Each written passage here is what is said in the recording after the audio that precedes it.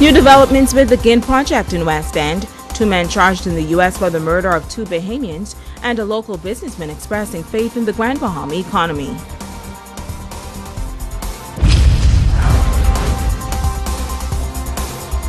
Newsnight 13 at 6:30 starts now. Good evening all, I'm Shoshana Wool and welcome to Newsnight 13 for this first day of November 2011. It is good as always to have you with us. Topping news at the hour, the multi-billion-dollar development has been in limbo for years, and for the owners of the GIN Sumera, the global financial crisis created a major setback. But there are new developments with the GIN project in West End, and it could help to relaunch the anchor property in that area. GLA Resort Holdings Bahamas Limited announced yesterday that it has obtained controlling title of the former GIN Sumera Resort community and has engaged Replay Resorts Incorporated to continue its 2-year relationship with the new owners in advancing the development of the resort community. The transferred assets located along 5 miles of shoreline in West End include 1,500 of land and the associated development rights, 632 finished lots, and an airport including a helicopter landing pad. Replay is an internationally recognized Vancouver-based company focusing on the planning, design, development, and operations of destination resorts and resort villages. Although the Sumera Resort community has endured a prolonged period of uncertainty, the new owners stated that the construction of vital infrastructure never ceased and has now been completed. With the finalization of the title transfer process, the resort is ready to begin marketing again to potential owners. More than $500 million have been invested to create a distinctive community complete with a marina, hotel, golf course, and airport. Replay intends to re-engage the market and to continue the development of the residential component of the resort. Over the next 6 months, the focus will be on master planning, re-engaging the marketplace with today's emerging destination home customer in mind, commencing a builder's program, construction of model homes, and preparing for a sales launch. This process will include market research within the U.S. and Canada, as well as discussions with the existing owners in the community.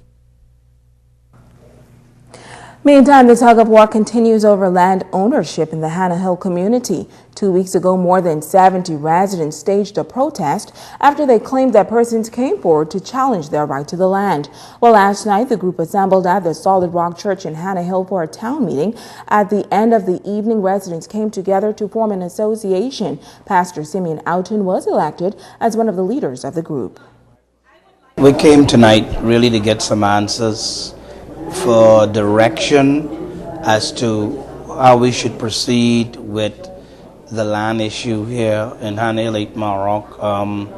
And what we have been able to do is formed an association of which I'm serving as assistant chairperson. We brought in a lawyer, Mr. Kwesi Thompson, who provided excellent legal suggestions as to how we should proceed. And that is exactly what we intend to do as the Hannah Hill Land Association. Now, residents say they have been living on the property for more than 40 years and have been leasing the land from Percy Barr, who is now deceased. The group also got some legal advice last night from attorney Kwesi Thompson. I was able to give them some legal advice and also able to give them what the law says, also what their rights are in terms of being in possession of the property, what their rights are in terms of being able to apply to the court in order to get certain remedies and in order to be able to claim ownership of the property. There are many persons who have been on the property for a number of years, which raises a number of questions. So I was able to hear what their concerns were and to be able to give them some legal advice as to how they may have those concerns addressed.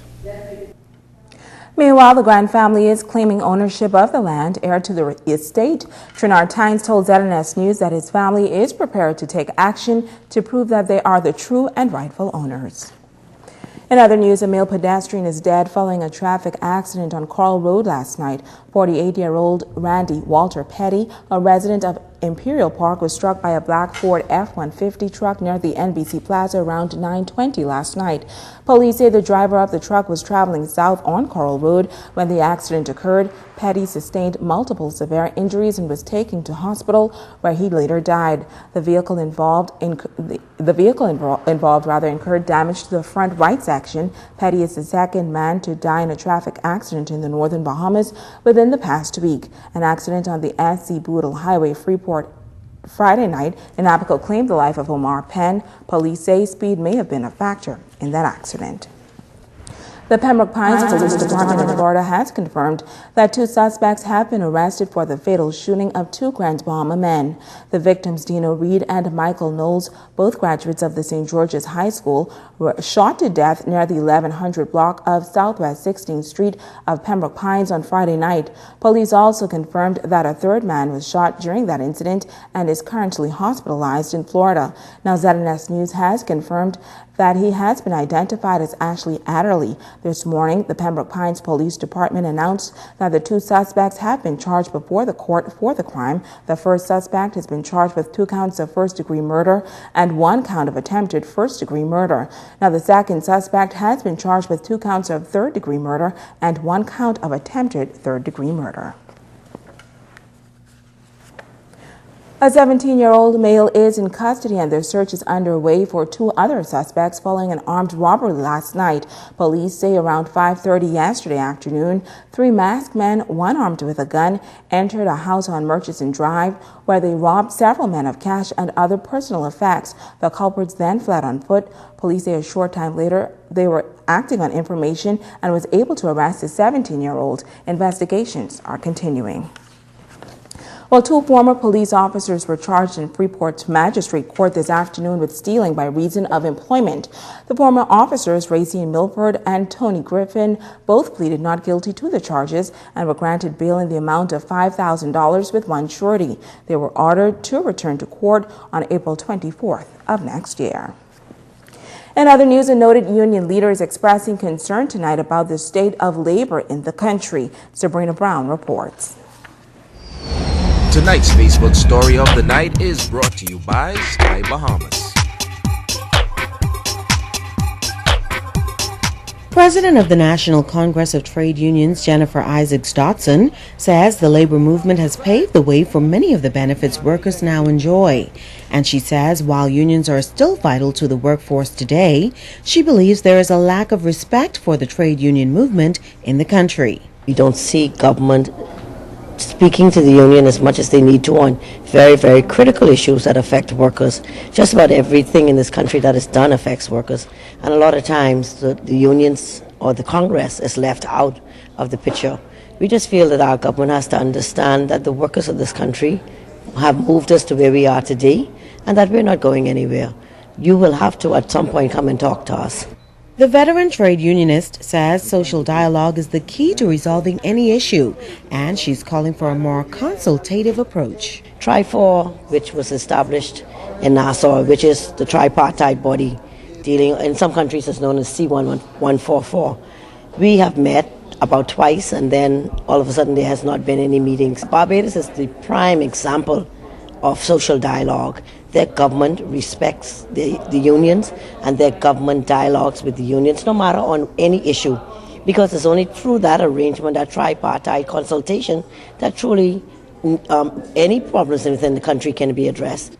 According to Isaacs Dotson, one of the goals moving forward is to ensure that prospective union representatives are properly trained prior to taking office. The Director of Labour has been agitating for unions to update their constitutions, and I think it's through updating your constitutions to put in things in your constitutions to ensure that anyone wishing to aspire, for example, to be the president, that they have come up through the ranks of the union. That is very, very important, that they understand how the union functions and that they understand how the union works and its role really in society.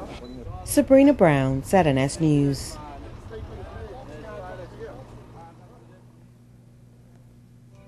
Thanks, Sabrina. Now to tonight's Facebook question: what accounts for the apparent lack of respect for unions in the country? We look forward to your feedback. Stay with us, Newsnight 13, back in a moment.